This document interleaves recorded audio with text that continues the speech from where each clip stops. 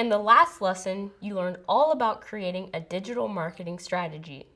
We covered customer and competitor research, setting marketing goals to align with business goals, and what to consider when selecting digital channels. Let's expand on that last point. There are a lot of digital channels to pick from when planning strategies and campaigns, from email to social media to video and beyond. But all those channels fit into three main categories of digital media: paid, owned, and earned. And a strong digital strategy takes advantage of all of them. You'll find out more about each one as you move through the program, but let's start with a quick overview. First, paid media is exactly that. It's any form of digital promotion a brand pays to put online. Some examples of paid media include banner ads, video ads, social media ads, shopping ads, and pop-ups. You'll learn more about some of these types of paid ads later in the course. The big advantage of paid ads is that they produce results quickly. The downside is that those results go away instantly when you stop paying for them. And paying for ads can get expensive over time.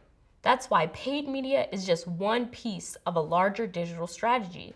Paid ads can lead directly to purchases, but they also help drive traffic to a business's owned and earned media channels as well. Now let's move on to the second type, owned media.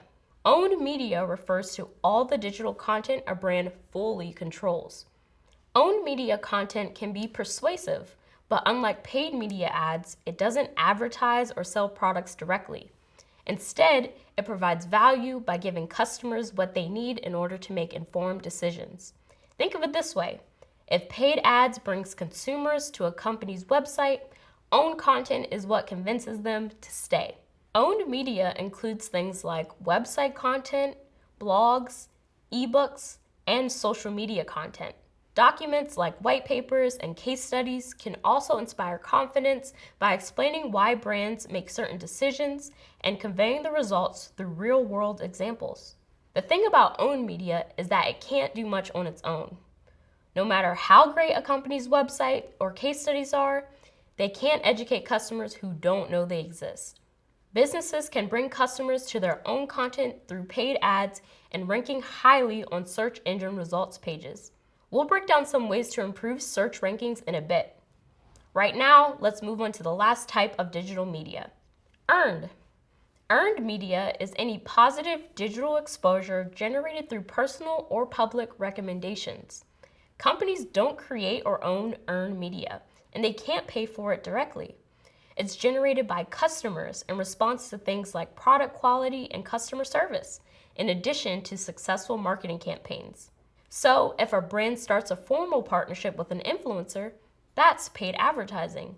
But if a customer likes a product so much that they tell their friends about it for free, that's earned media. Basically, it's the reputation a brand builds for being great at what they do. Earned media can take the form of social media mentions, blog posts, written or video reviews, or positive press coverage like product profiles or best of lists. Customer-generated content can help businesses sell products, but it does way more than that. It also helps brands reach new markets and build public trust. Before we move on, let's review. To be successful online, brands use a combination of paid, owned, and earned media. Paid media is advertising you pay for, like banner or video ads. Owned media is content a brand creates and controls, like website content, blogs, or case studies. Earned media is positive, customer-generated content that raises awareness and enhances a brand's reputation.